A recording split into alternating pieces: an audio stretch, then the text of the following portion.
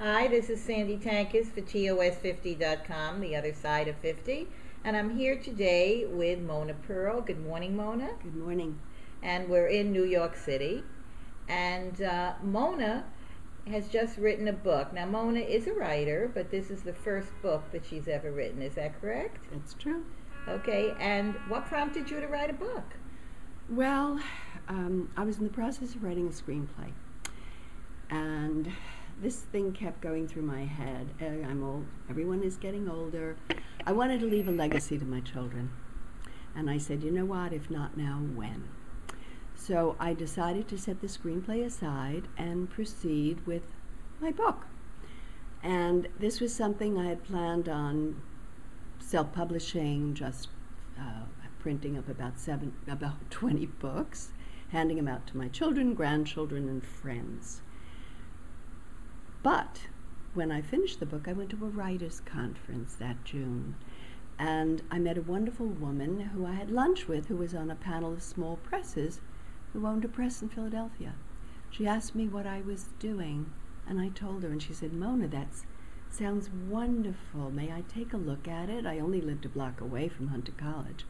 She came back to my apartment, and she flipped through the script, and she said, this is great. Do you mind if I send it to my editor?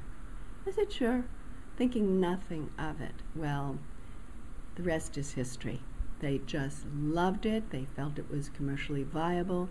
It's called It's Not Over Yet, Thoughts and Tales of One Woman's Journey. And I wanted to leave this for my children, to let them know how I felt. Did they really know who I was before I became their mother, before I married their father? Did my grandchildren know who I was before I became grandma?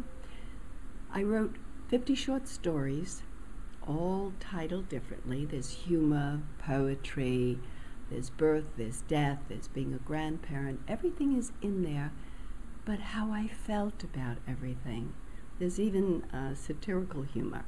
Anyhow, it got published, and it seems that everyone is loving it. People are coming over to me and thanking me for bringing back memories to them of things and places that they have visited, and situations of death. I had lost my husband 11 and a half years ago, and many of the people were widows, and they had been through similar circumstances. I had almost lost my daughter from a serious illness, and people can appreciate that, because we all really have the ups and downs of life. We're all swimming in the same river, trying to reach the shore.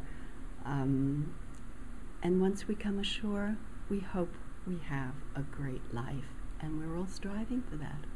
That sounds fabulous. You've answered all of my questions for sure about the premise of the book. And one thing that's most remarkable about you, I don't think that my viewers will even believe it, but how old are you, Mona? Well, in 4 months, I am turning 80. That's rather incredible. You look gorgeous. Thank you. But I'm a great believer in romance. My husband was a great romantic, and he taught me well. And I believe that romance never ends. And I think it's important to keep so many people, so many good friends in your life, whether they're old friends and new friends. Keep yourself open. We all need people, especially as we age, because little by little we're losing friends.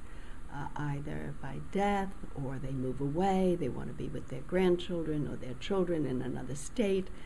Just keep yourself open. There are wonderful people out there that have a lot in common with you, and just enjoy it. Enjoy every day.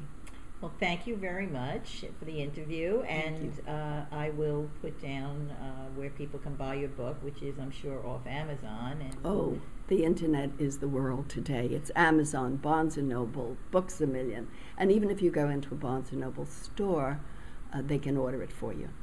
Okay. Well, we'll put a link to at least Amazon and possibly to Barnes & Noble if I can find one. Okay. And thank you again. Thank you for having me.